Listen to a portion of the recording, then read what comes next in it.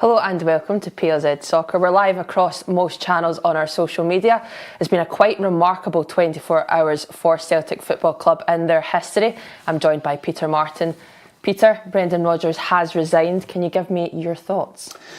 Well, it's been an unbelievable 24 hours. I don't think too many people thought that Brendan was indeed going to resign. I certainly thought that the way things were going, that the club would be forced into sacking him at some point before we got to the end of the season. But it all stems from that defeat to Hearts. I think that was possibly breaking point. Certainly in the press conference afterwards, I did ask him about the situation that was festering, week in, week out. The board consistently getting it in the neck, and then over and above that, of course, slowly but surely, the performances of the team started to focus on the manager.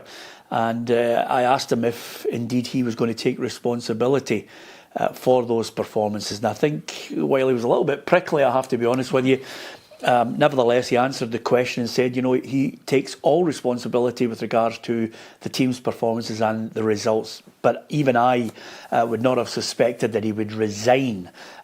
We don't know, we're not privy to the conversation between Dermot Desmond and Brendan Rodgers and what prompted him to eventually say, look, I've had enough, I'm going to go.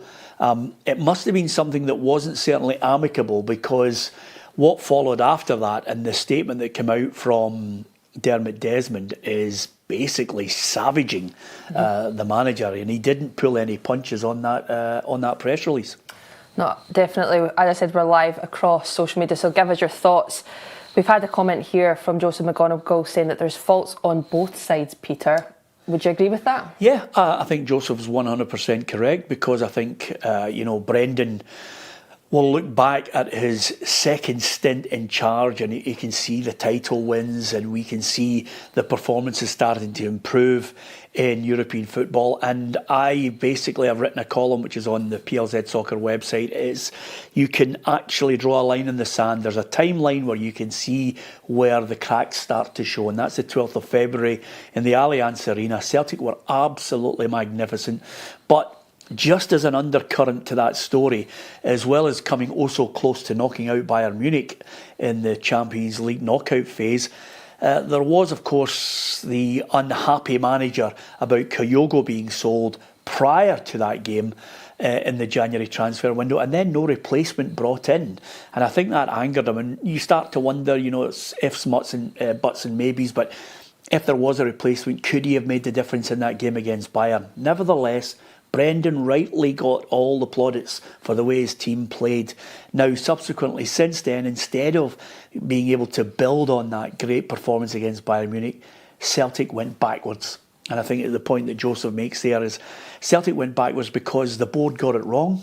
They didn't back him in the transfer window the way that he wanted to. There were certainly players signed, but not of the calibre that Brendan wanted.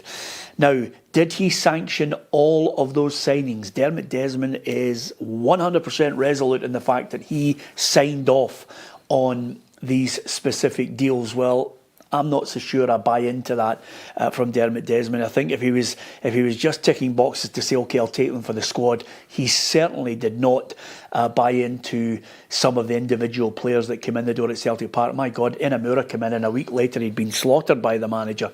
But I think over and above that, that timeline from Bayern Munich onwards, Celtic just kind of fell into what I would call Groundhog Day. Brendan's side starting to become slow, turgid to watch, predictable, and eventually getting picked off. To lose to Rangers with an interim manager wasn't great for the Celtic fans. To draw with them in the March at Ibrox, and then to subsequently lose to what effectively is a side well beneath them in Aberdeen in the Scottish Cup final. I mean, they were red-hot favourites, and Aberdeen end up winning the Cup.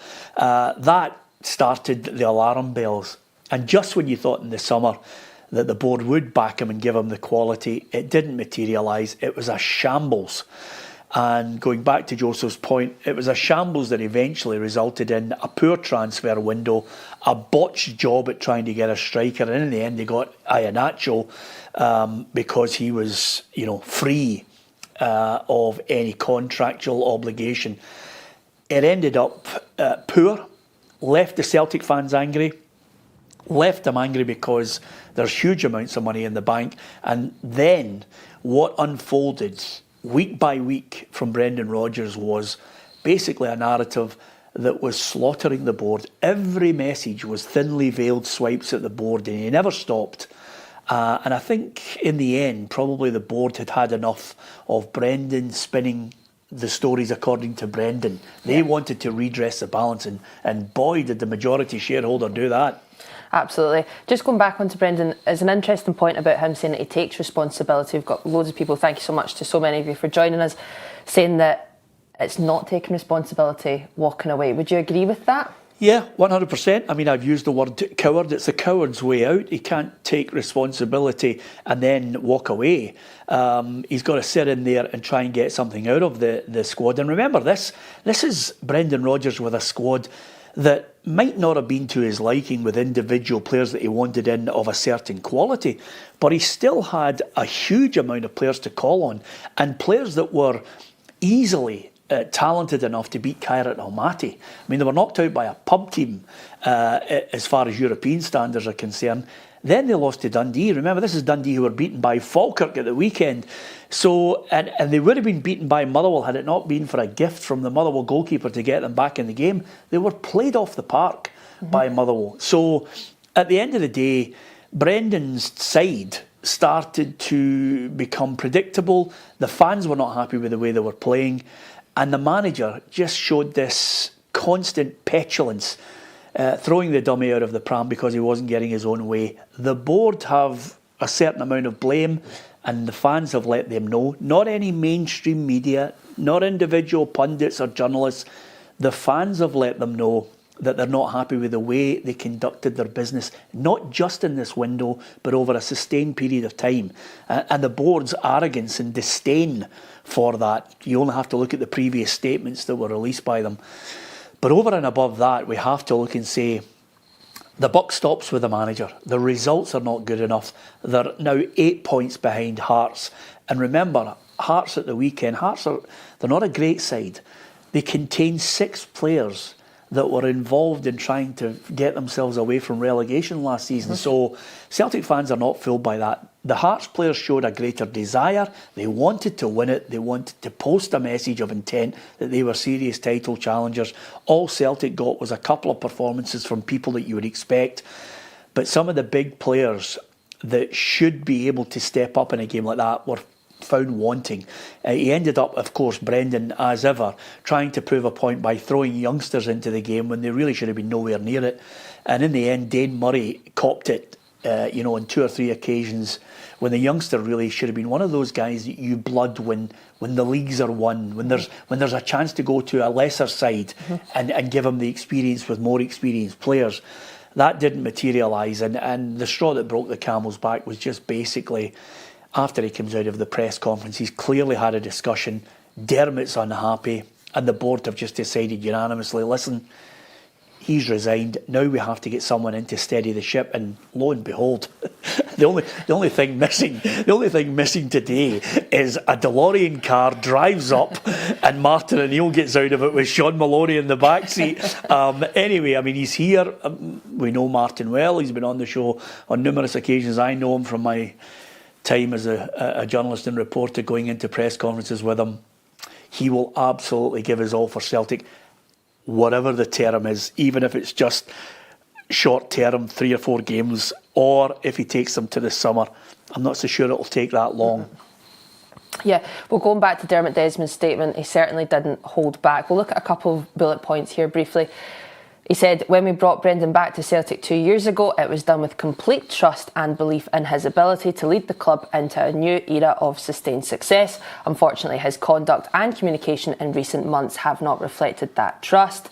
And also, what has failed recently was not due to our structure or model, but to one individual's desire for self-preservation and at the expense of others. Yeah, I mean, that was one of about maybe 8 or 10 points that very rarely in life do you get a situation where somebody makes a statement and when you're reading it and you're sitting at your computer or you've got your phone, you go, oh, And that was exactly what was happening. You're actually looking as a journalist, and probably pundits and punters up and down the country are looking and going, bloody hell, what's he doing?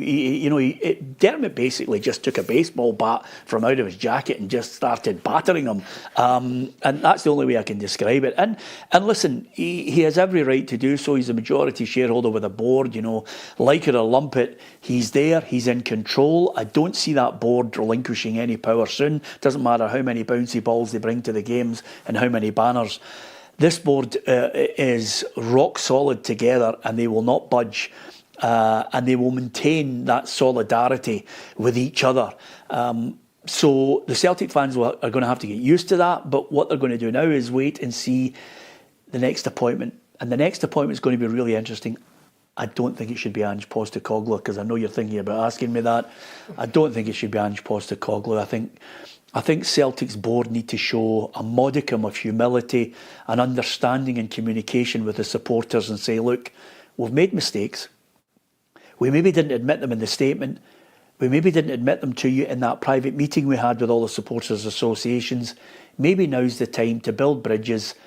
We're going to try and move forward with a different strategy, with a different viewpoint, with better communication, and maybe look towards a manager to guide us into the style of player that he wants, and back him. And I think that's got to be someone out there across Europe, maybe the world, who's an up-and-coming manager with a bit of experience, but can also take them down a road that the Celtic fans want to see their team playing: entertaining, attacking, high-pressing football with flair, with wingers, with creative midfielders. That's what they want to see. And I think this next appointment is going to be really, really interesting. I'm not too sure it's going to be a Sean Maloney suddenly promoted. I think Martin will just guide the ship, use Sean Maloney in there to get on the training field with them. And then from there, Martin will walk in to the dressing room tomorrow night and basically deliver one of the classic Martin speeches to make everybody feel, $1 million, to make individuals feel as if they've got that confidence restored in them. And then he'll say to them, go out, fight for the jersey and do a job on Falkirk. And then we'll see where it goes in the next game after that. But one game at a time. Finally, just before we go, I think that Big Chewy 3-1 makes a great point here. As much as it's nice to see O'Neill back, I can't help but feel it has a tint of nostalgia bait to take the heat away from the board, especially after that statement throwing Brendan Rodgers onto the bus. I suppose with just an eye to the next few days, the next couple of weeks where it looks like Martin O'Neill will be in charge, is this breathing space a wee bit for the board, bringing back somebody that he knows the Celtic fans have got affiliation with? And how do you see, obviously you've said about Ange Postecoglou, but do you think it will just be a short term? Yeah, definitely. I mean, I like Martin O'Neill. I've had my fights with him in the past when he was the permanent Celtic manager. Who have I not fought with? But he's a good man. He's got Celtic at heart. He'll steady the ship. Whether he gets the results and gets a trick out of the team, we'll have to wait and see what style of play. I mean, it's funny, lots of people have been joking this morning. The memes are going mental. We'll get back to the future here in the background. I'm sure I was driving my daughter to school and I saw Johan Mialbi running down the road, just warming up in his Celtic tracksuit. Who knows, how the team are going to perform. But one thing, they'll be organised.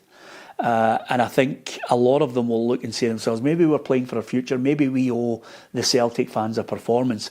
So Martin short term, long term, I wouldn't like to see them go back on that nostalgic route to Ange Postecoglou. Some might disagree, but I think Ange has done his job and they move on. Look for someone that's got a new, exciting brand of football, has a bit of a CV, that he's got a bit of stature and can go into that dressing room and command respect and then tell them, this is how I want you to play, this is what we're going to do. And he also understands what the board are going to give him. He needs a clear direction on what's available to him, what he can spend, and the type of player that he wants to bring in. And there should be no situation where suddenly he is delivered players that he hasn't seen, that he doesn't know. He's got to build that team. Now, whether he's got that ability to have the kind of authority that Martin had in that first term, God only knows. One of the things that I'm looking forward to, though, of course, because Cara, you and I are on here on social media channels, YouTube, TikTok, Twitter as well. The reason why we're on is basically to tell you, join us, 4 o'clock live. Ruffy will be here, Hugh McDonald. I mean, it's the red hot story. We're going to be talking about Celtic and the last 24 hours. In fact, probably a little longer than that from the performance against Hearts. And then we'll dissect Brendan's record. We'll look at the mistakes made on both parties. Brendan's mistakes, what he done wrong, what he should have done. And of course, put a microscope under the board and some of their failings as well. And you can give us your opinion on it. We'd love to have your opinion because, as ever, Cara, the programme itself, as you've just highlighted there, gives everybody the platform. Some people will be pro-board. Some people have been swayed and anti-Brendan. We're going to try and keep it balanced for everyone. At 4 o'clock, if you want to join us live on our YouTube channel and the football show, it's going to be good. Thank you so much to so many of you for giving your opinion. Make sure you tune in at 4 p.m. for the football show.